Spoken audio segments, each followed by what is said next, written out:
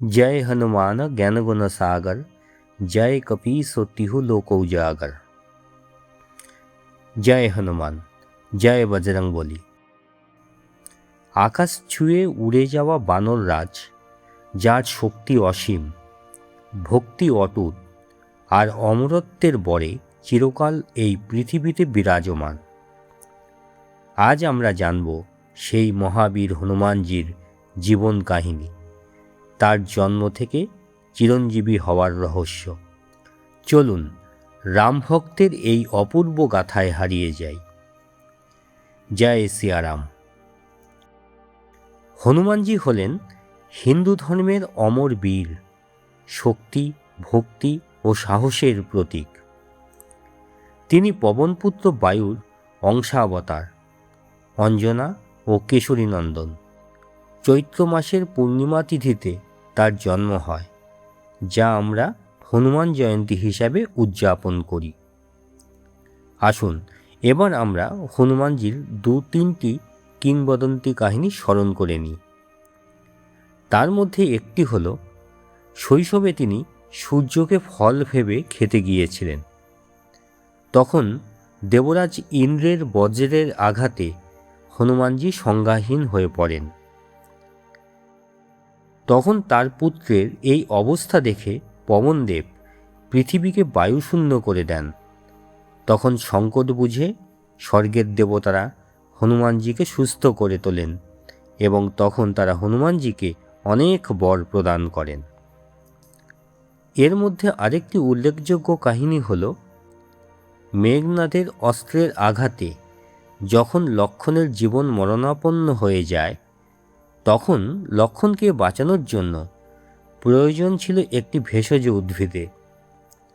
সেটি পাওয়া যেত একমাত্র গন্ধমাদন পর্বতে।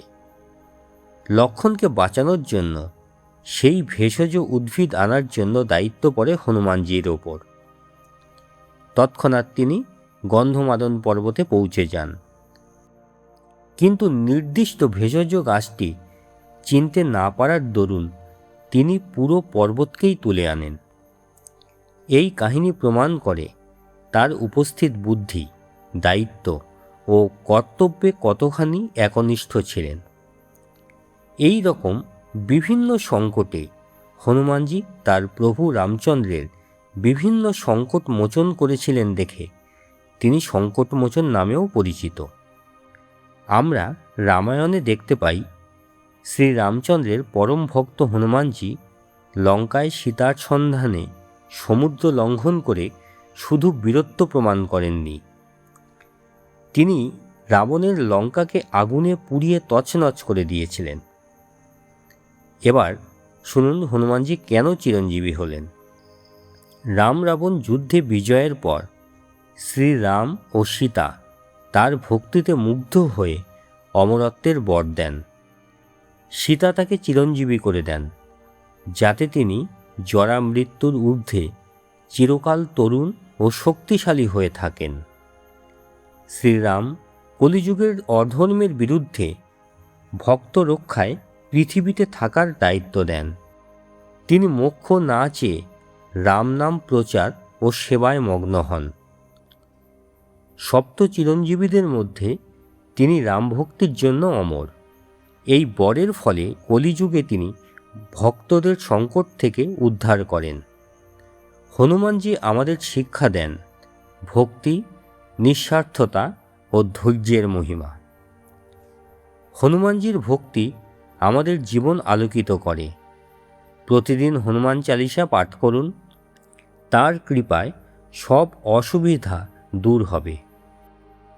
আর এই ভিডিও ভালো লাগলে লাইক, শেয়ার ও সাবস্ক্রাইব করতে ভুলবেন না।